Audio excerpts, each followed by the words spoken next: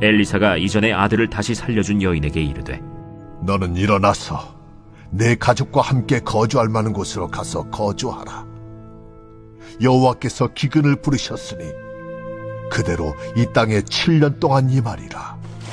여인이 일어나서 하나님의 사람의 말대로 행하여 그의 가족과 함께 가서 블레셋 사람들의 땅에 7년을 우거하다가 7년이 다함에 여인이 블레셋 사람들의 땅에서 돌아와 자기 집과 전토를 위하여 호소하려 하여 왕에게 나아갔더라. 그때 왕이 하나님의 사람의 사환 게하시와 서로 말하며 이르되 너는 엘리사가 행한 모든 큰일을 내게 설명하라. 게하시가 곧 엘리사가 죽은 자를 다시 살린 일을 왕에게 이야기할 때에 그 다시 살린 아이의 어머니가 자기 집과 전토를 위하여 왕에게 호소하는지라. 게하시가 이르되 내 주 왕이여, 이는 그 여인이요 저는 그의 아들이니 곧 엘리사가 다시 살린 자니이다. 왕이 그 여인에게 물으매 여인이 설명한지라. 왕이 그를 위하여 한 관리를 임명하여 이르되 이 여인에게 속한 모든 것과 이 땅에서 떠날 때부터 이제까지 그의 밭의 소출을 다 돌려주라. 여러분 반갑습니다. 오늘도 큐티로 여는 기막힌 하루입니다. 본문 말씀은 열왕기하 8장 1절부터 6절의 말씀입니다. 자, 오늘 말씀에서 매우 반가운 사람 하나가 등장합니다. 그것은 바로 지난 장에서 엘리야를 세심한 배려로 감동시켰고 그것을 통해 늦은 나이에 아들을 얻고 또 그 얻었던 아들이 죽음에서 하나님의 은혜로 살아났던 경험을 했던 바로 그 수넴 여인이 등장합니다. 우리는 이 수넴 여인을 통해서 때에 순종하는 믿음을 배우게 됩니다. 오늘 말씀을 통해서 그 때에 순종하는 믿음에 대해 한번 묵상해 보길 원합니다. 자, 1, 2절의 말씀에서 엘리사가 이 여인에게 다시 찾아왔습니다. 그리고 말하기를 사마리아 땅에 7년 동안 기근이 있을 것이라는 것입니다. 그리고 그 기근을 피해 떠나 있으라고 합니다. 이에 이 여인은 기근을 피하여 블레셋 땅에서 7년 동안 우거하였다고 합니다. 이렇게 하나님께서 오늘 이 여인에게 피할 길을 내셔서 더 좋은 환경에서 거할 수 있도록 은혜를 베풀어 주십니다. 자, 그런데 오늘 여기서 중요한 것은 무엇인가 하면 이 여인에게 피하는 이 은혜가 있기 전에 먼저 이 여인은 환경에 잘 머물러 있는 순종이 있었다는 것을 우리는 반드시 기억해야 합니다. 하나님께서 우리의 거룩과 구원을 위해 여러 가지 방편을 통해 우리를 양육해 가시고 훈련해 가시는데 그 양육과 훈련의 중요한 통로가 바로 때와 환경을 통해서 하나님이 우리를 거룩한 자로 양육해 가신다는 것입니다. 이 수넴 여인은 그간 늙은 남편의 곁에서 돕는 배필의 역할을 잘 감당하는 아내의 자리를 잘 지키며 살아왔습니다.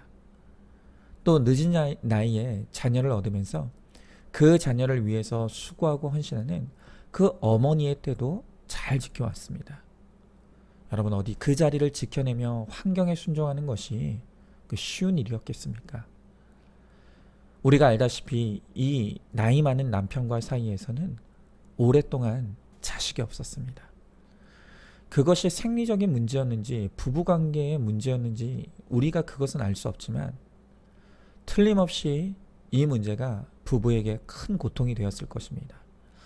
아마 요즘 같았으면 원인에 따라서 충분히 이혼하고도 남을 만한 그런 문제였다는 것입니다. 그러나 그는 남편의 곁을 떠나지 않고 주신 환경에 순종하며 그렇게 아내의 때에 잘 머물러 있었습니다. 또한 늦은 나이에 자녀를 얻은 것이 기쁨이 되기도 했을 것입니다. 그러나 저도 자녀를 둘 낳아 길러보니 저는 젊은 나이인데도 얼마나 자녀를 기르는 것이 체력적으로나 정신적으로 힘든 문제인지 모릅니다. 하물며 이 여인은 늦은 나이에 얻은 아들이니 그 얼마나 그 아이를 양육하는 것이 힘들었겠습니까? 더군다나 비록 다시 살아났지만 아들이 죽는 끔찍한 경험도 했습니다. 그래도 이 여인은 어머니의 때에 잘 감당하며 훌륭하게 그것을 잘 소화해냈습니다. 이렇게 이 수냄 여인이 아내의 때와 어머니의 때를 지나며 환경에 잘 순종하며 거룩을 이루어가니 이제 때가 되어 하나님께서 기근의 때 더 좋은 환경으로 피할 길을 열어주시는 은혜를 입는 것을 봅니다. 여러분, 환경은 내가 바꾸고 싶다고 함부로 바꾸면 안 됩니다.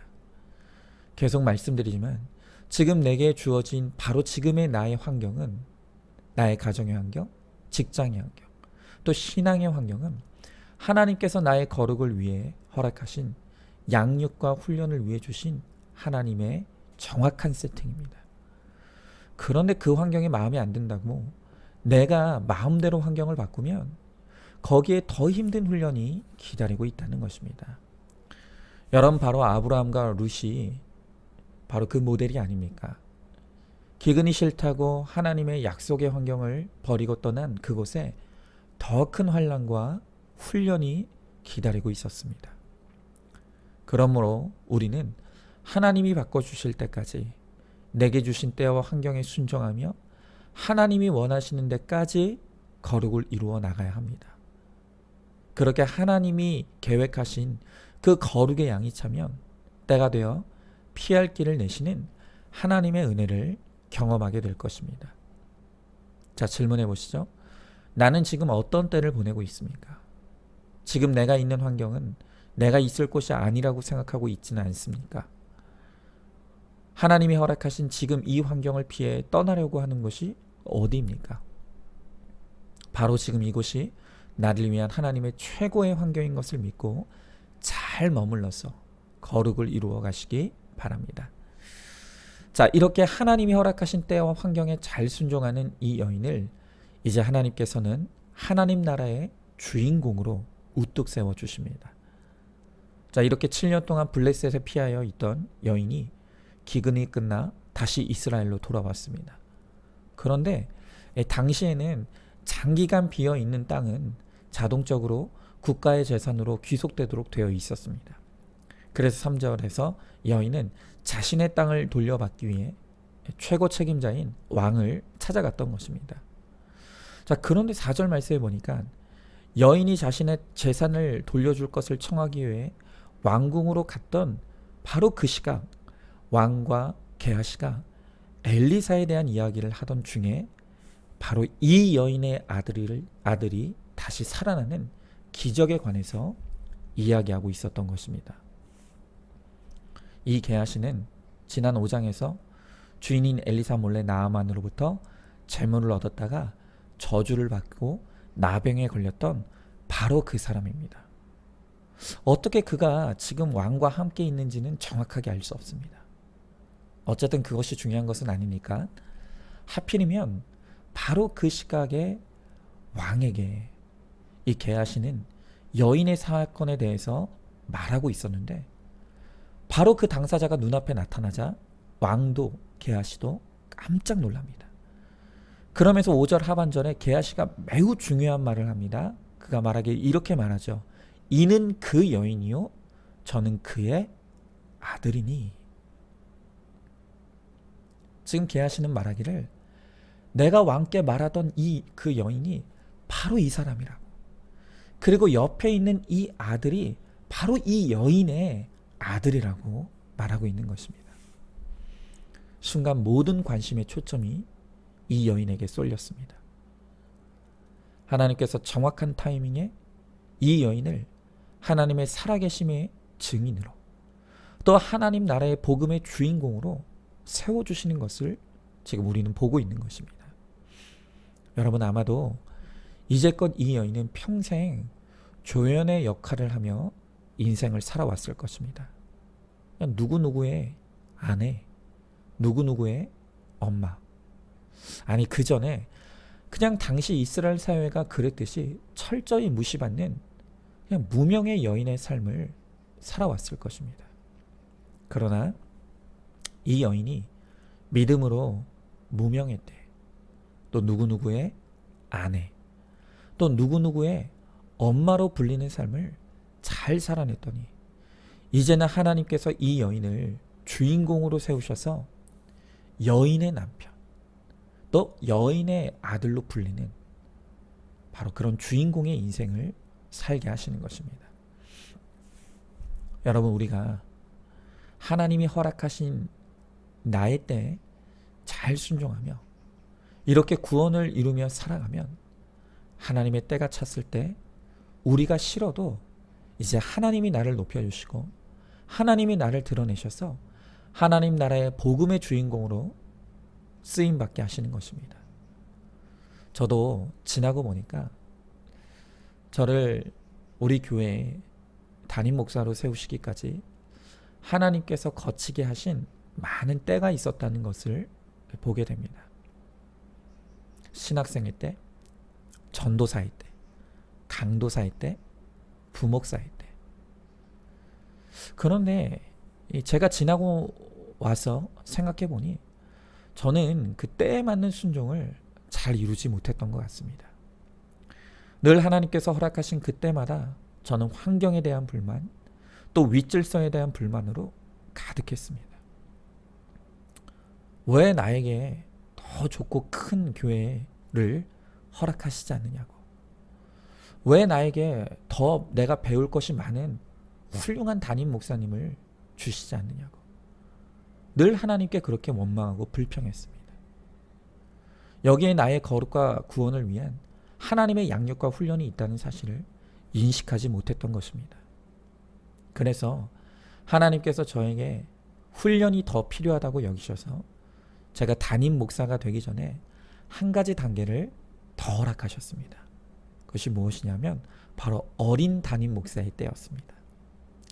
제가 담임 목사로 위임받았을 때가 한 37쯤 되었던 것 같습니다. 담임 목사가 되기에는 실제로도 어린 나이였지만 제가 아직 때에 맞는 순종으로 다 훈련이 안 돼 있었기 때문에 하나님께서 저를 그냥 담임 목사가 아닌 어린 담임 목사로 불리어지는 때를 허락해 주셨습니다. 당시에 어딜 가도 저에게 젊은 목사라 하는 사람이 없었습니다. 다 어린 목사라고 했습니다.